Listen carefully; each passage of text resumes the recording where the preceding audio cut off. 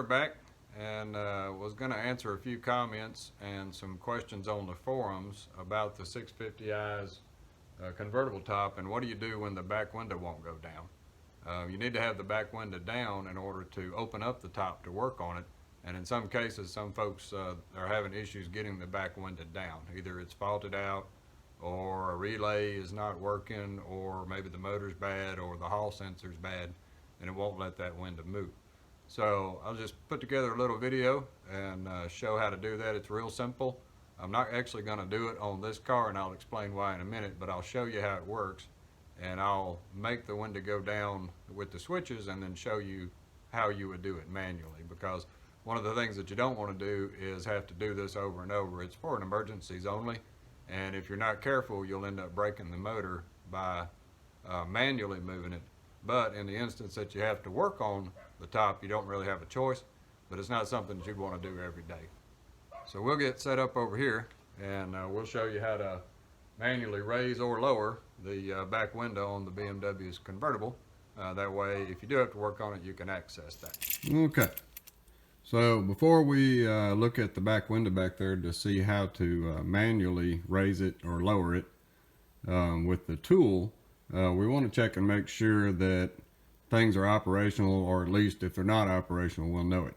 So over here we have the buttons for the back window, and as you can see right now without the keys in the ignition, if I press the back window button, this is the button that allows you to select the back window to raise it and lower it by itself. So if I push it, you don't get any lights. And so if you watch, when I put the key in the ignition, now when I press the button, you get the green light on the button, and you also get this light to tell you that this is the button that you use to raise and lower the back window. So if I press the button and get the lights, when I push that or pull it, it raises it or it lowers it. So you can see back here, it raises and lowers the window. So it's fully functional for this car because I don't have any issues right now, but that's how you would do it just with the buttons.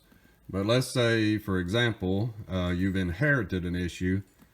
Somebody has, maybe for example, they've popped the latches in the trunk, and so they've raised or lowered the convertible top, and there was another issue, like say a hall sensor or something like that is bad. What it's going to do is it's not going to allow the top to move anymore. And since you popped it in the trunk to move the top, it disabled these windows because it had a fault. And so not only do you lose the back window, but you're going to lose all of your side windows too if you have a fault on a hall sensor somewhere, either in the back or in the back window module.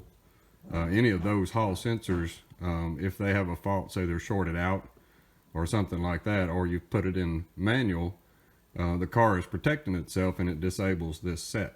So it's best to check. There's a video out on the channel as well on how to manually unlock the top and move the top, where you pull the catches in the trunk. And if there's a fault somewhere else, then once you do that, if the car can't reset itself and get back in sequence, it's going to disable this. So you'll lose your side windows as well, and you'll have to reset those latches in the back. But the video out on the channel will show you how to do that and get your side windows back operational again.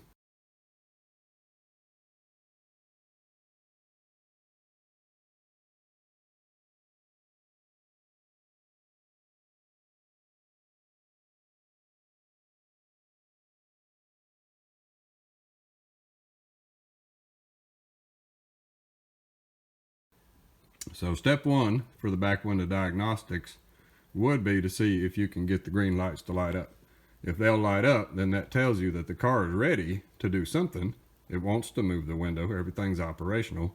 Then you have a fault with either like the relays aren't working to make the window move up and down. Those are the relays that are in the trunk up above the battery, like the battery compartment. There's 2 relays in the trunk back there. Those operate the back window. So one of those may be bad, so it won't let it raise or lower because the relay won't make, or you might just have a fuse blown or something like that. But if you're not getting any lights right here, that tells you that there's something wrong more so with it. It's that one of the sensors is not in position, or one of them is faulted out or grounded out or shorted out, and so the car is going to protect itself. So we'll move to the back to show you if you had a situation where you have to manually crank the back window up and down, how to do that with the Allen key.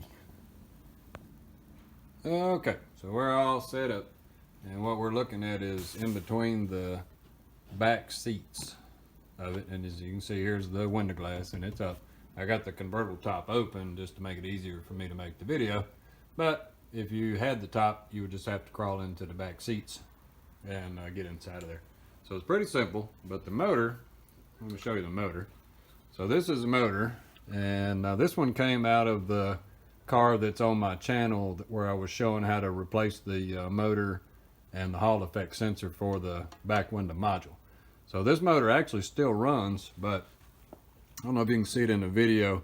And this is what I talk about when you do drop your rear window. It's kind of emergency purposes only. It's not something you're going to want to do every day, because what happened is this motor, when somebody prior to it getting over here to get worked on, somebody had tried to put a wrench in there, and they'd actually broken the little manual hole right there. They broke that shaft out, and so this one you couldn't move it at all because the tool would just spin inside of it.